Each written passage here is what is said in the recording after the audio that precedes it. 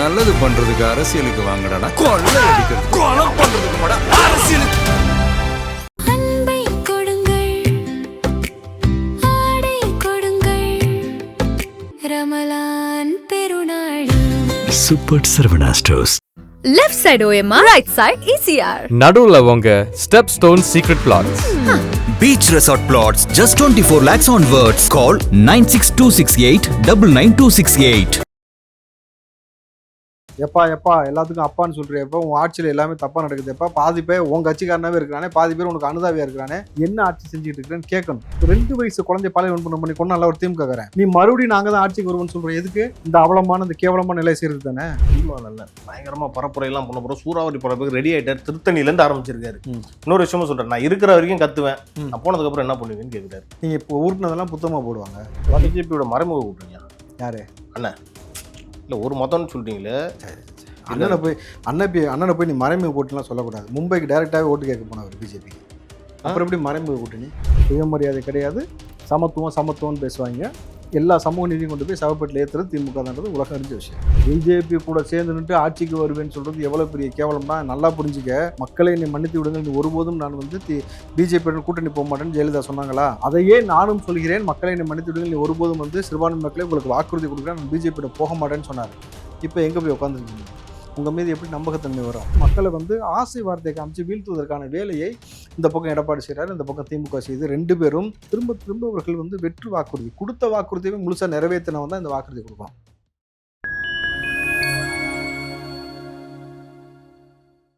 Fine time media நேயர்களுக்கு வணக்கம். இன்று நம்மோடு இணைந்திருப்பவர் தாவேகாவின் மாநில செய்தி தொடர்பாளர் திரு ராவுத்தர் இப்ராஹிம் அவர்கள். அண்ணா வணக்கம். வணக்கம் தேவா, ரொம்ப நாள் கழிச்சு வரீங்க. நீதான் கூப்பிடுவே, தம்பியை மதிக்கவே மாட்டீங்க. ரைட்டு, என்னமோண்ணா, சரி போங்கண்ணா. அண்ணா சப்ஜெக்ட் போயிருவா. வேணாண்ணா, அது இருங்க. அண்ணா என்னண்ணா நடக்குது? எங்கப்பா ஏற்கனவே பாலியல் குற்றம்னாங்க, ஃப்ளைட்டில் போகிறவங்க மூலியம் பாலியல் வன்கொடுமை. ஒரு 13 வயசு குழந்தைண்ணே, திருமங்கலம் சென்னையில். அங்கே ஒரு திமுகவுடைய வழக்கறிஞர் அந்த நிர்வாகி போல படுத்திட்டானே, பார்த்தீங்களா நியூஸை? அது மட்டும் தான் பார்த்தீங்களா? நேற்று அதே 13 வயசு சிறுமி பாலியல் வன்புணர்வுக்கு ஆளாக்கப்பட்டு அதோடைய முயற்சி எடுக்கப்பட்டு அந்த குழந்தை தற்கொலை பண்ணி இறந்துருச்சு. அதை குறித்து ஒருத்தன் பேசல. இல்லை ஒரு நாளைக்கு இல்லை 2 நாளைக்கு ஏதோ ஒன்று வரும். தினமும் வந்துச்சுன்னா எப்படி ஃபாலோ பண்ண முடியும்? தினமும் வந்துச்சுன்னா ஆட்சியாளர்களை தான் நம்ம மானகட கேட்கணும். அதுதான் ஊடகத்துடைய அரண். அதுக்கு தான் ஊடகத்தை 4வது தூண்னு சொன்னாங்க. எப்பா எல்லாத்துக்கும் அப்பான்னு சொல்றியப்பா, உன் ஆட்சியில் எல்லாமே தப்பா நடக்குதுப்பா, பாதி பேர் உன் கட்சிக்காரனாவே இருக்கிறானே, பாதி பேர் உனக்கு அனுதாவியா இருக்கிறானே, என்ன ஆட்சி செஞ்சுக்கிட்டு இருக்கிறேன்னு கேட்கணும். கேட்குறாங்களே, திமுக ஆட்சியில் எதுவும் கேட்கறதே இல்லையா? எவ்வளோ பேர் இருக்காங்க. முதல்ல கூட்டணி கட்சி தலைவர் கேட்டாங்களா?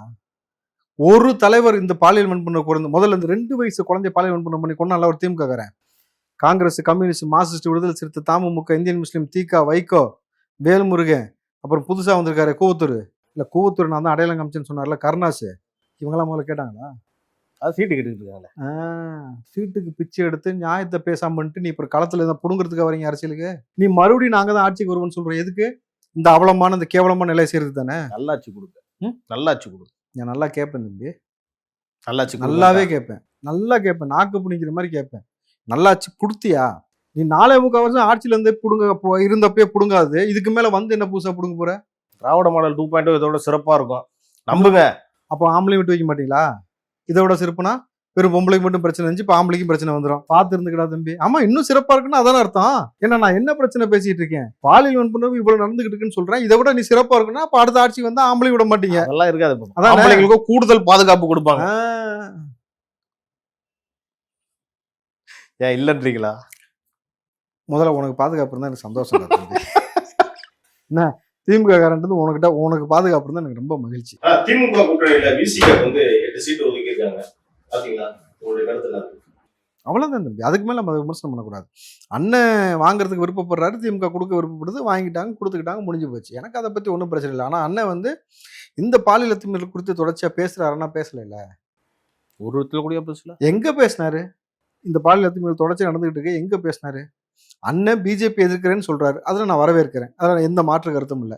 ஆனால் கூட்டணி கட்சியில நீங்க இருக்கும்போது திமுக செய்யக்கூடிய அவலத்தை அண்ணன் மட்டும் கிடையாது, அது காமராஜர் ஆட்சி கொடுக்குறாரு. செல்வ பெருந்தகை சொன்னாரு, பேசல. ஏன் பேசல? எதனால இருக்கும்? ஊருக்கே தெரியும் எதனாலன்ட்டு. இப்போ அடுத்த வழியா இன்னொரு சீமான் அண்ணன் பயங்கரமா பரப்புரையெல்லாம் பண்ண போறோம், சூறாவளி பரப்புக்கு ரெடி ஆயிட்டாரு, திருத்தணில இருந்து ஆரம்பிச்சிருக்காரு. இன்னொரு விஷயமும் சொல்றேன், நான் இருக்கிற வரைக்கும் கத்துவேன், நான் போனதுக்கு அப்புறம் என்ன பண்ணுவீங்கன்னு கேக்குறாரு. நீங்க இப்போ ஊருக்குனதெல்லாம் புத்தகமா போடுவாங்க அதானே. ஒருத்தர் உயிரை கொடுத்து கத்திக்கிட்டு இருக்காரு, ஒரு மாற்றத்தை கொண்டு வரணும்னு நினைக்கிறாரு. கொடுத்துனா தனுஷ் ஒரு படத்துல சொல்லுவாரு அந்த மாதிரியா, உயிரை கொடுக்கறதுனா அது இல்ல, உயிரை கொடுக்கறதுன்னு அந்த மாதிரியா தம்பி? இல்ல கேக்குறேன், தன்னோட உயிரை கொடுத்து மரங்களையும் காடையும் கடலையும் வளங்களையும் இயற்கை வளங்களையும் காத்துக்கிட்டு இருக்கேன்னு சொல்றாரு. வர இருக்கணும் அவரெல்லாம். என்னன்றீங்க? என்ன செய்யலாம்? நல்லாச்சு கொடுங்க, ஒரு வாய்ப்பு கொடுங்க. கொடுத்தா நல்லாச்சு கொடுப்பாரு, நல்லாச்சு கொடுப்பாரு, நம்புங்கண்ணா. நான் கூட பார்த்தேன் அந்த மீம்ஸ. புடிங்கிருவேன் சொல்லு. அவ்வளவுதான் தம்பி. நீ நல்லாச்சு, நீங்க திருவொற்றியூர்ல நின்னீங்கல்ல, ஜெயிக்க முடிஞ்சா? நல்ல வாக்கு வாங்கின, 38,000 வாக்கு வாங்கினார். ஜெயிக்க எனக்கு அங்க தம்பி, நான் அரை கிணறு தாண்டிட்டேன், முக்கா கிணறு தாண்டினாலும் உள்ளதான் விழுவேன். முழுசா கிணறு தாண்டினாதான் எப்பயும் எலெக்ஷன்னா முழுசா ஜெயிச்சு வரணும். ஜெயிச்சாரா அண்ணன்? மூணாவது இடம் வாங்கினார். எப்பா 3 பேர் விளையாண்டாக்கா? டேய் இது கன்றாவே இருக்கு.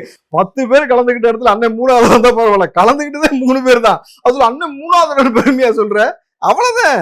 சரி, இந்த வாட்டி ஃபர்ஸ்ட் ரேங்க் வாங்குறாரு அண்ணன். காரைக்குடியில நிக்கிறாரு, சொந்த ஊரு. அது நல்ல செல்வாக்கு இருக்கான நாம் தமிழர் கட்சிக்கு. சரி, இந்த வாட்டி அண்ணன் எம்எல்ஏ ஆகுறாரு, சட்டமன்றத்துக்குள்ள போறாரு, அங்க போய் பேசுறாரு. அங்க போய் அங்க போய் திருநிதி கேட்பாரா? அதையும் பாத்தீங்களா? திருட்டு நிதி தான் தப்பு, திரள் நிதி கேட்கறதுல தப்பு இல்லன்னு இருக்காரு. யார சொல்றாரு திருட்டு நிதினு? உதயநிதி, இன்ப நிதினு அந்த மாதிரி அவங்க யாரும் குத்தி காட்டுறாரா? இல்ல அது அவர்கிட்ட அந்த அளவுக்கு அண்ணன் ரோசமா பேச மாட்டாரு. பேச மாட்டாரு. நான் கேட்கறேன், திரள் நிதி வாங்கல என்ன தப்பு இருக்கு? அவருக்கு விருப்பம் வாங்குறாரு, கொடுக்குறாங்க, வச்சுக்கிட்டோம். நான் வந்து மற்றவங்க மாதிரிலாம் கிடையாது, நான் உழைச்சி பொழைச்சி சம்பாதிப்பேன், தன்மானம் உள்ள தமிழன்னு சொல்றாரு. அப்புறம் உங்கள்கிட்ட தான் காசே இல்லைன்னு தெரிஞ்சதுக்கப்புறம் 3 லட்ச ரூபா வாடகை கொடுக்குற வீட்டில் எதுக்கு இருக்க? சின்ன வீடாக பார்த்து போக வேண்டியதானே? ஐயோ சின்ன வீடாக பார்த்து மாற்றிக்கணும் அண்ணன். Small house. நீங்கள் அண்ணன் சின்ன வீடுன்னு அப்புறம் அண்ணன் அப்படின்னு வேற எங்கிட்டாவது போயிடுவாங்க. வேணாம் விட்டுருங்க. இல்லாட்டி கலப்பையில ஓட்டு குத்துறதுக்கு ரொம்ப பேர் ஆர்வமா இருக்காங்க. கலப்பை ஐ மீன் கலப்பை விவசாய சின்னம். கலப்பை விவசாய சின்னத்துக்கு மக்கள் வாக்களிக்க தயாரா இருக்கிறதா சொல்றாங்க. யார் சொன்னா? அந்த மாநாட்டுல கலந்துக்கிட்டு ஆடு மாடுதா சொல்லிச்சா? யார் சொன்னாப்பா? அவங்க மாநாடு நடத்துறாங்க பாத்தீங்களா திருச்சியில, லட்சக்கணக்கான பேர் வந்தாங்க. தாவேக்கா கொடுத்துக்கு இந்த மாதிரி என்ன பிரயோஜனம்? அம்மன் சொல்லி பிரயோஜனம் இது பாத்திருக்கேன். ஏய் நானும் பொம்பளை தாண்டி வடிவேலு பாத்திருக்கியா? நானும் பொம்பளை தான், என்ன பிரயோஜனம்? அம்மன் சொல்லி பிரயோஜனம் இல்லைன்ற மாதிரி. இது வந்து அண்ணனுடைய இது வந்து நம்ம சரி விட்டுருங்க, அது ஒரு என்டர்டைன்மெண்ட் ஸ்டஃப் ஆயிடுச்சு. அண்ணன் பேசினாலே நீ சிரிக்க ஆரம்பிச்சிட்டாங்க. அண்ணன் வந்து என்ன சொல்றது, சாதி மதங்களை பத்தி பேசக்கூடாது, சாதியை பார்த்து எல்லாமே வேட்பாடு நிப்பாட்டன்னு சொல்லிட்டு பேசுறது போற இடம் ஃபுல்லாவே பார்த்தீங்கன்னாக்கா நீ சாதிய தலைவர் போலவே வந்து முழுக்க மத சம்பந்தப்பட்ட ஒரு பாடலை மட்டுமே பாடிட்டே சுத்திட்டு இருக்காரு. அண்ணனுக்கு பிடிச்சிருக்கு, பாடட்டும், தப்பு கிடையாது. அவர் பிஜேபியோட மறைமுக கூட்டணியா? யாரு? அண்ணன் இல்ல ஒரு மதம்னு சொல்றீங்களே. அண்ணனை போய் நீ மறைமுக கூட்டணிலாம் சொல்லக்கூடாது. மும்பைக்கு டைரக்டாவே ஓட்டு கேட்க போனவர் பிஜேபிக்கு, அப்புறம் எப்படி மறைமுக கூட்டணி? அங்க ஒரு தமிழர் நின்னாரு, போய் ஓட்டு கேட்டாரு. தமிழர்னா அண்ணன் உயிரை கூட கொடுப்பாரு. எதுல நின்னாலுமா? தேர்தல். அப்ப பெங்களூர்னாலதான் உயிர் கொடுக்கலையா? தமிழர்னா உயிர் கொடுத்துருப்பாரா? இல்ல தம்பி, பெங்களூருக்கு பிரச்சாரத்துக்கு போகலையே, மும்பைக்கு போயிருக்காரு, அதனால கேட்டேன். அதே பெங்களூரு, அங்க தமிழர் இல்லையில, அங்க எதுவும் போய் ஓட்டு கேட்கல. வேற எதுவும் பிரச்சனை இருக்கா பெங்களூர்ல? எனக்கு தெரியாது, நான் அரசியல் ரீதியா தான் பேசுறேன். ஓகே, இல்ல பெங்களூர் போலன்னீங்களே, வேற ஏதாவது பிரச்சனை? இல்ல அங்க போய் யாருக்கும் ஓட்டு கேட்க போல தம்பி. நீ மும்பைக்கு போனாரு தமிழர்னு சொன்னீங்க, அங்க யாரும் தமிழர் இல்லையான்னு கேட்டேன். ஓகே, இப்ப விஜய் அடுத்து பரப்புரைக்கெல்லாம் போறதா சொல்றாங்களேண்ணா. பெரம்பூர்ல வந்து பரப்புரை ஆரம்பிக்கிறதா சொல்றாங்க. இன்னொரு விஷயம் என்னன்னா, பெரம்பூர்ல சேகர்பாபு கோட்டை மாவட்ட செயலாளர், ஒண்ணும் பண்ண முடியாது. அதை தாண்டி விஜய் ஜெயிச்சுட்டு வராங்க. வேற ஃபர்ஸ்ட் இதுக்கு சொல்லுங்க பதில். வேற சொல்லு. விஜய் தோப்பாருண்ணே பெரம்பூர்ல, திமுக கோட்டைண்ணே, வாய்ப்பே இல்லை. சரி, அப்புறம் சொல்றாரு சென்னையே திமுக கோட்டைங்கிறேன், அப்புறம் தாவேக்காவோட கோட்டைன்னு சொல்லிட்டு இருக்காங்க. இது எப்படி நீங்க ஜெயிப்பீங்க? சரி, அப்புறம் அடுத்து அவ்வளவுதான். சொல்லு ஏதாவது இன்னும் கொஞ்சம், இன்னும் உங்கள்கிட்ட எதிர்பார்க்குறேன் நிறையா. இல்லைண்ணா, அதான் சென்னை தாவேக்காவோட கோட்டைன்னு சொல்றீங்களா? எப்படி தாவேக்காவுடைய கோட்டையாவது? தம்பி, நான் சென்னை தாவேக்காவுடைய கோட்டையெல்லாம் சொல்லல. மக்கள் பெருவாரியாக தளபதி அவர்களை ஏற்றுக்கொண்டார்கள். திமுக காரன் வந்தால் மாநகர கேட்கிறார்கள் என்பதை நம்மளே களத்தில் போய் பார்த்துருக்கிறோம். இப்போ வரைக்கும் கேட்டுக்கிட்டு தான் இருக்கிறாங்க. நம்மளுது நீங்கள் வந்து சேகர்பாபு கோட்டை உங்கள் அப்பா வீட்டு சொத்தாது கேட்குறேன். களப்பணி ஆட்டிருக்காங்க, மக்களுக்கு நல்லது பண்ணியிருக்காங்க. கலப்பையோட சேர்ந்து சுற்றி இருக்காங்க. கலப்பணிலாம் ஒன்றும் ஆட்ட கிடையாது. இப்படிதான் இவங்க ஆட்டின கலப்பைலாம் என்ன நமக்கு தெரியும்? எல்லாம் பாதி முண்டை கலப்பு தான் அது. புரியுதுங்களா? இங்கேயுமா என்ன? ம்? இங்கேயும் இருக்கா? புறவாசல்ல வந்தது யாரு தம்பி? ரிப்பன் பில்டிங்க்கு அந்த நீ ஏதோ யாரோ கோட்டை கட்டுன்னு சொன்னி அவர் தானே புறவாசல்ல வந்துட்டு போனவர். ஜெயலலிதா காலில் அப்படியே குனிஞ்சுட்டு இப்படி படுத்த மணிக்கே எப்பயுமே நடந்துகிட்டு இருப்பார் தெரியுமா உங்களுக்கு? அந்த காலம் இப்போ மாசு. இப்ப அதே என்னப்பா இடம் மட்டும் தான்ப்பா மாறி இருக்கு. இப்ப அம்மா துர்காம்மா காலில் அவ்வளவுதான் வித்தியாசம். அவரும் எந்த பதவியிலயும் இல்லை. அவங்க முதல்வரோட மனைவி. ம். அவங்களுக்கு வெளியே காலில் விழுவுறாங்களே, என்ன இது பேசுறது? காலில் விழுந்த வீடியோ நீ பார்க்கல. நெறியாளர் நீ தான் சொன்ன அண்ணே நான் ஜேர்னலிஸ்ட் என்ன இப்ப சொல்லு. ஒரு மரியாதை நிமித்தமா விழுந்துருக்கு. என்ன தம்பி? மரியாதை நிமித்தமா. சரி தம்பி. இதுக்கும் அரசியலுக்கும் சம்மந்தம் இல்லை. ஆனா நீங்க சுயமரியாதை கொள்கையை பத்தி பேசுவீங்க அப்படித்தானே?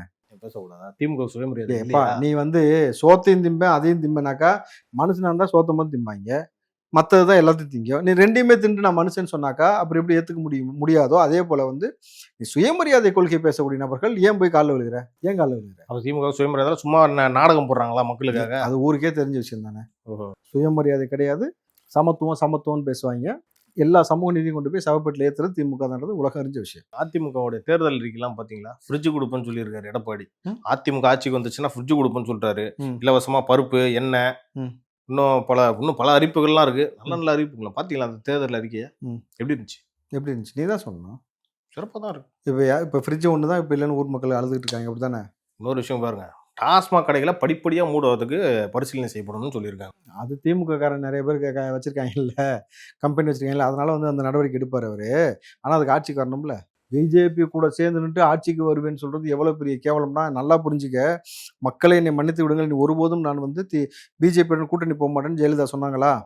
அதையே நானும் சொல்கிறேன், மக்களை என்னை மன்னித்து விடுங்கள், நீ ஒருபோதும் சிறுபான்மை மக்களை உங்களுக்கு வாக்குறுதி கொடுக்குறேன், நான் பிஜேபியோட போக மாட்டேன்னு சொன்னார். இப்போ எங்கே போய் உட்காந்துருக்கீங்க? உங்கள் மீது எப்படி நம்பகத்தன்மை வரும்? நீங்களே சொல்கிறீங்க 10 லட்சம் கோடி கடன் இருக்குன்னு சொல்லிட்டு. 10 லட்சம் கோடி இருக்கும்பொழுது எப்படி நீ வந்த உடனே 10,000 கொடுப்ப?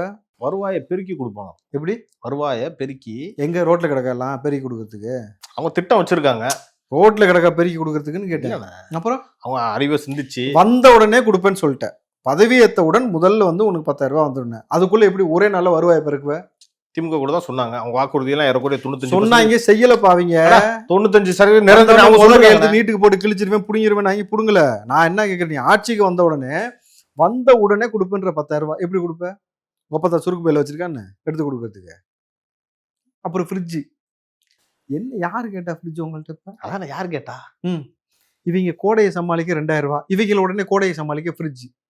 2 பேருமே திருட மாட்டேன்னு சொல்லு. ஃபர்ஸ்ட் நான் திருடாம ஆட்சி செஞ்சிருக்கேன்னு சொல்லு. அதை சொல்ல துப்பு இருக்கா?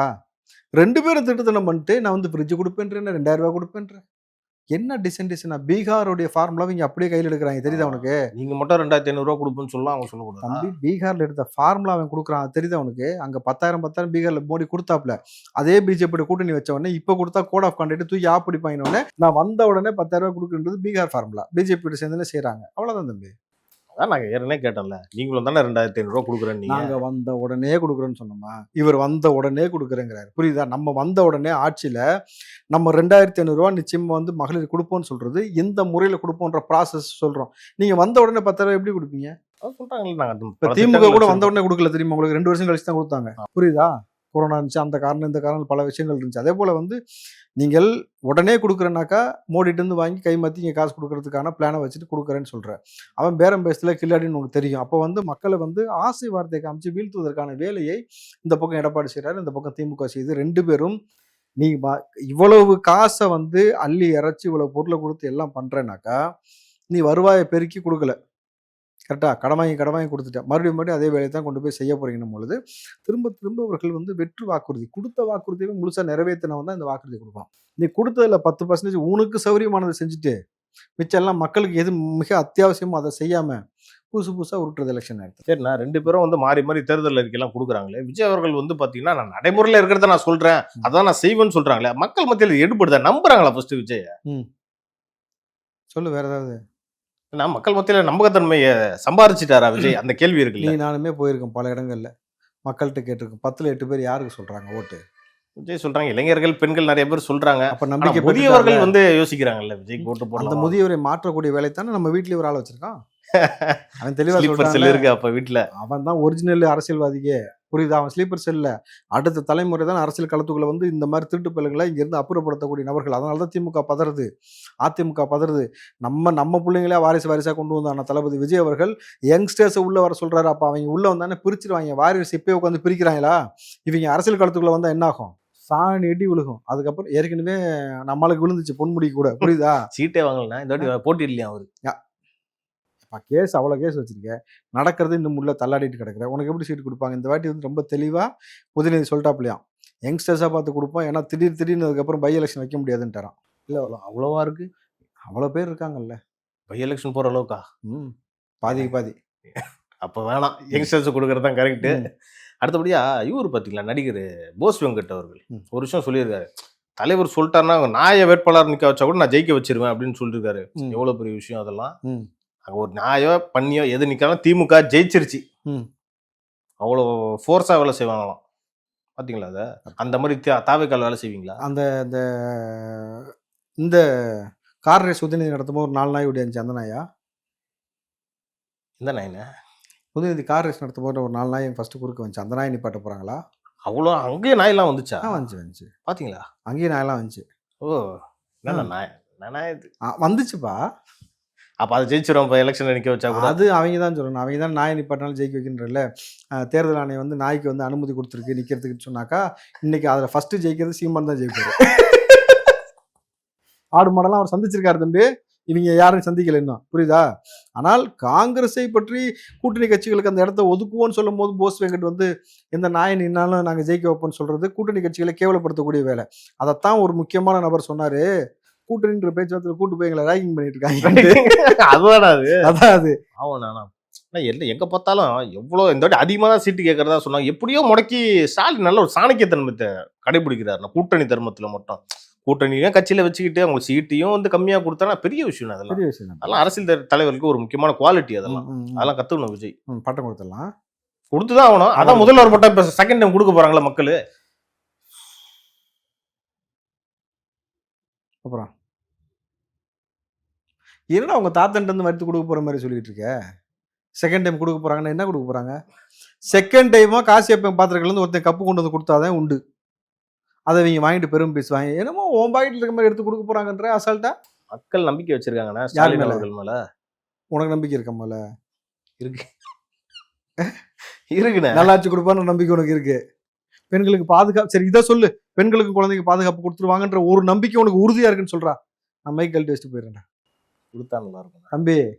இங்க பாரு, கடவுள் இருக்கா இல்லைன்னு கமலஹாசன் மாதிரியே உருட்டாத. நான் இல்லைன்னு சொல்லல, இருந்தா நல்லா இருக்கும். இதெல்லாம் பேசாத.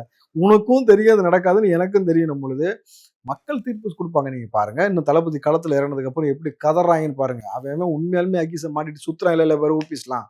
ஓகேண்ணா, வரக்கூடிய தேர்தலில் விஜய் என்னென்ன மெசேஜ் சொல்றாரு திமுகக்கும் அதிமுகக்கும்? என்ன சொல்லுவாரு? போங்க, ஆளுக்கு உங்களுக்கும் கக்கு சொதுக்கப்பட்டிருக்கு, போய் ஓரமா உட்காருங்கன்னு சொல்லுவாரு. என் வீட்டுல இல்லையா? என்னன்னா இது என்ன தம்பி? வீட்டுல இல்லாமல் அப்படி காட்டுக்கு சென்ற ஒரு பிள்ளைதான் பாலியல் வன்புணர்வு செய்யப்பட்டு கொல்லப்பட்டது இவங்க ஆட்சியில, புரியுதா? நீ 4 நாளைக்கு கக்கூஸ்ல இல்லாம இப்படி போய் போடுறான்னு சொன்னாதான் புரியும் இவங்களுக்குலாம். நான் தான் சொன்னேன், அடுத்த ஆட்சியில நீ சொன்னேன்ல ஆம்பளைங்களுக்கு பாதுகாப்பு இருக்காதுன்னு, அந்த நிலைமை வரும் பாரு. சத்தியமா முடியல. ஆம்பளைங்களுக்கே பாதுகாப்பு இல்லைன்னா எங்க நான் போறது? எங்கேயும் என்னால ஆபீஸ் கூட வர முடியாது போலயே. அதுக்கு நான் என்ன பண்றது? இல்ல இதை மாதிரிலாம் நடக்காது. எனக்கு அதுல நம்பிக்கை இல்லை. அடுத்த ஆட்சியில வந்து திராவிட மாடல் ஆட்சி 2.0 வந்துச்சுன்னா எல்லாருக்கும் பாதுகாப்பு உண்டு. உனக்கு ஏதாவது மனநோயா? மாறி மாறி அந்நிய மாதிரியே பேசிட்டு இருக்கிற. கொஞ்ச நேரத்துக்கு முன்னதான் உன்னையே தெளிவா சொல்லிட்டு சத்தியமா வந்து வாய்ப்பு நம்பிக்கை இருக்குன்னு நான் சொல்றேன். என்ன நம்பிக்கை இருக்கு? என்ன நம்பிக்கை இருக்கு? ஸ்டாலின் அவர்கள் மீண்டும் முதலமைச்சர் ஆனால், ஏன்னா கடந்த ஆட்சியில பார்த்துருப்பாரு என்னென்ன தவறுலாம் நடந்துச்சுன்னு பார்த்துருப்பாரு, அதை திருத்திப்பாருன்னு நான் சொல்ல வரேன். 2.0 ஆப்ரேஷன் சக்சஸ் பேஷண்ட் டெத். அவ்வளவுதான். அவ்வளவுதானா? அவ்வளவுதான். அவங்க உருட்டுறாங்க, நீ கூட சேர்ந்து அவங்களுக்கு ஏதா தோதா வந்து நீயும் பேசிட்டு இருக்க. அண்ணே பாத்தியா, உன்னை பத்தி நல்லா பேசுக்க, நீ சந்தோஷப்படு, நானும் சந்தோஷப்படுறேன். நாளைக்கு முச்சந்துக்கு தான் போவேன்றது நீ கன்வே பண்றது நல்லாவே தெரியுது. பார்த்து ஓகேண்ணா, பார்ப்போம். எலெக்ஷன் வருது. எலெக்ஷன் வந்து ரிசல்ட் வந்ததுக்கு அப்புறம் இதே மாதிரி உட்காந்து நம்ம டிஸ்கஸ் பண்றோம். யார் ஆட்சிக்கு வருவான்றதை பொறுத்திருந்து பார்ப்போம். சரி தம்பி, நேரத்துக்கும் கருத்துக்கும் நன்றிடா. நன்றி தம்பி.